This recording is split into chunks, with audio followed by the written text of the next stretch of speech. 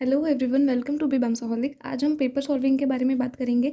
आपका ज़्यादा टाइम ना लेते हुए शुरू करते हैं। तो इस पॉइंट पे आपको ऐसा लग सकता है कि पहले जो टॉपिक पढ़ा था अभी वो याद नहीं है, कुछ टॉपिक्स रिवाइज करके भी याद नहीं है। सो डोंट वरी, आंसर लिखते टाइम सभी चीज़ें याद हो जाती है। Remember you did so well. अपने एंग्जाइटी लेवल को रिड्यूस करो और जो कुछ किया है खुद पे भरोसा रखो कि वो आंसर लिखते टाइम तुमको याद आ जाएगा। क्लास में टीचर ने जो चीज़ें कही है वो भी तुम्हें याद आ जाती है। स्टूडेंट्स में वैसे भी वो टैलेंट होता ही है कि पेपर में पूछे हुए क्वेश्चन से रिलेटेड कुछ ना कुछ लिख के आए। अब हम आते हैं आंसर शीट के बारे में। आंसर शीट में पहले फर्स्ट फ्रंट पेज पे कुछ डिटेल्स फिल करनी होती है, वो आपको प्रॉपरली फिल करनी है। वहाँ पे सबसे इंपॉर्टेंट है correct MCQ paper code fill करना। अगर आपने एमसीक्यू पेपर कोड फिल नहीं किया है या फिर गलत फिल किया है तो आपने जितने भी करेक्ट एमसीक्यू सॉल्व किए वो भी गलत हो जाएंगे। So secure your MCQ marks by filling the proper code. उसके बाद आते हैं ऑप्शन फिलिंग पे। मतलब एमसीक्यू के जो आंसर्स होते हैं वो आपको सिर्फ ऑप्शन लिख के छोड़ना नहीं है, ऑप्शन के आगे जो आंसर है वो भी लिखना है। उसके बाद इस साल से पैटर्न चेंज हो गया है कि एमसीक्यू के लिए आपको लास्ट 30 मिनट्स दिए जाएंगे। पिछले साल तक आपको पहले के 30 मिनट्स दिए जाते थे।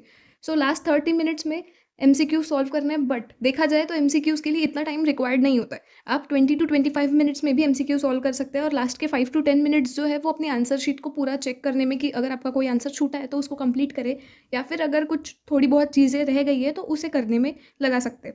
उसके बाद रफ वर्क आपको क्वेश्चन पेपर पे करना नहीं है, आंसर शीट पे भी रफ वर्क करना नहीं है, स्पेशली पीछे के पेजेस पे।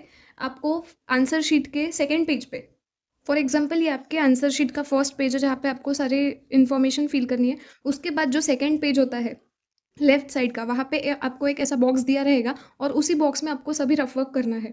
उसके बाद अब बिग हिंट। अब हिंट क्या है?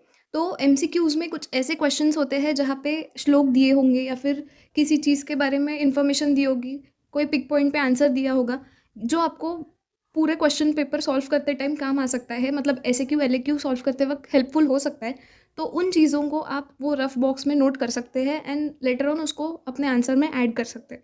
उसके बाद एलएक्यू और एसएक्यू फर्स्ट, ये कन्फ्यूजन बहुत लोगों में है कि पहले एसएक्यू छुड़ाए या एलएक्यू छुड़ाए। तो इसमें मैक्सिमम स्टूडेंट्स का ये कहना है कि एलएक्यू पहले छुड़ाना चाहिए, बिकॉज वो टाइम कंज्यूमिंग होते हैं, 10 मार्क्स कैरी करते हैं। कह सकते हैं कि मैक्सिमम वेटेज होने की वजह से हम एलएक्यू पहले छुड़ाएंगे, क्योंकि अगर वो छूट गया तो हमारे सीधा 10 मार्क्स चले जाते हैं और एसएक्यू छूट गया तो 5 मार्क्स। इनकेस अगर आपका एलएक्यू छूट रहा है तो 10 मार्क्स का लॉस होगा।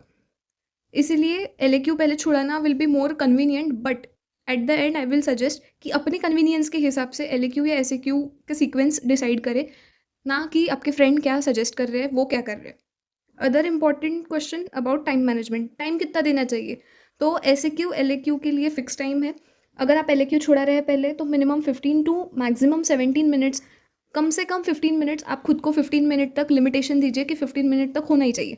अगर वो एक्सटेंड हो भी रहा है तो ज़्यादा से ज़्यादा 17 मिनट्स, सो दैट आपके 4 एलएक्यू छुड़ाने में आपको 1 घंटा 10 मिनट लगेंगे। और एलएक्यू के लिए ऐसा ज़रूरी नहीं है कि इतने ही पेजेस लगने चाहिए, but most appropriate 3.5 to 4 pages. Now 3.5 in what sense? This is your first paper, then second, third and then this one fourth. तो ऐसे आपको कंटिन्यूसली 4 पेजेस या फिर 3.5 पेजेस तक एलएक्यू को देना है। एसएक्यू में भी आपको कंटिन्यूसली 1.5 पेज या फिर 2 पेजेस तक देना है। Minimum 7 minutes and maximum 10 minutes आपको एसएक्यू लिखते वक्त ध्यान में रखना है कि एसएक्यू आपका 7 मिनट तक होना चाहिए। अगर कुछ बच रहा है तो 10 मिनट मैक्सिमम, सो दैट आपको 8 एसएक्यू सॉल्व करने के लिए 1 hour 20 मिनट्स लगेंगे। अगर दोनों को हम कैलकुलेट करें तो 2 hour 30 मिनट्स लग रहे हैं और आपके जो बचे हुए 30 मिनट्स है वो आपके एमसीक्यूज़ के लिए हो जाएंगे। अगर इस हिसाब से आप टाइम दे रहे हैं एसक्यू एलएक्यू के लिए, देन आपका क्वेश्चन पेपर इजीली सॉल्व हो जाएगा and 50% of your result will get good here. उसके बाद अटेम्प्ट ऑल क्वेश्चन कंपल्सरीली। अगर आपको पास होना है तो आपको हर क्वेश्चन को सॉल्व करना ही पड़ेगा, अटेम्प्ट करना ही पड़ेगा। आपको नहीं भी आ रहा है तो भी उससे रिलेटेड कुछ चीज़ें लिख सकते हैं, but don't miss the question. Time कम भी बच रहा है तो उसके बारे में कुछ लिख दो थोड़ा बहुत, आपको अटेम्प्ट करने के 1-2 मार्क्स तो मिलेंगे। उसके बाद आंसर में श्लोक इंक्लूड करो। अगर आपको प्रॉपर श्लोक नहीं याद आ रहा है तो आप थोड़ा बहुत श्लोक बना सकते हैं या फिर उससे रिलेटेड कोई श्लोक लिख सकते हैं। आंसर में डायग्राम्स और फ्लो चार्ट इंक्लूड करो, उससे आपका आंसर ज़्यादा इफेक्टिव लगता है। प्रॉपर हेडिंग्स, जो आंसर में पूछा है, जो क्वेश्चन में पूछा है वो आंसर में दिखना चाहिए। इवैल्यूएटर पूरा आंसर पढ़ते नहीं बैठेंगे, इसीलिए आपको जो उन्होंने क्वेश्चन में पूछा है उस हेड को हाईलाइट करो, अंडरलाइन करो और उसके बाद कुछ लाइन छोड़ के आंसर शुरू करो। आपका क्वेश्चन पेपर उसके हिसाब से आपकी आंसर शीट होनी चाहिए कुछ भी इर्रेलेवेंट नहीं लिखना है। आपको अगर नहीं आ रहा है तो थोड़ा बहुत आप आसपास की पेरिफेरी को कवर कर सकते हैं, बट जो उन्होंने क्वेश्चन में पूछा है वो हेडिंग्स कवर होनी ही चाहिए विथ प्रॉपर हेडिंग्स। और आपका आंसर शीट जो है वो नीट एंड क्लीन राइटिंग में होनी चाहिए, क्लीन रहनी चाहिए, बट इतना भी नहीं लगना चाहिए कि आगे वाले इंसान को लिखते नहीं आ रहा है, उसको आंसर्स नहीं आ रहे इसलिए वो जगह छोड़ रहा है। So it should be clean and answers लिखे हुए लगने चाहिए। उसके बाद आंसर लिखते समय पॉइंट वाइज लिखो, ना कि पैराग्राफ में। पॉइंट वाइज लिखेंगे तो वो पढ़ने के लिए ईजी जाएंगे, पैराग्राफ पढ़ेंगे तो नहीं। और आपके आंसर में आप जो चीज़ लिख रहे हो, जो चीज़ पिन पॉइंट है, उसको अंडरलाइन करो कि हाँ, आगे वाला अगर पेपर एवेल्युएट कर रहा है तो उसका इस चीज़ पे, इस वर्ड पे ध्यान जाना चाहिए। सो मेक श्योर कि यू अंडरलाइन दैट वर्ड।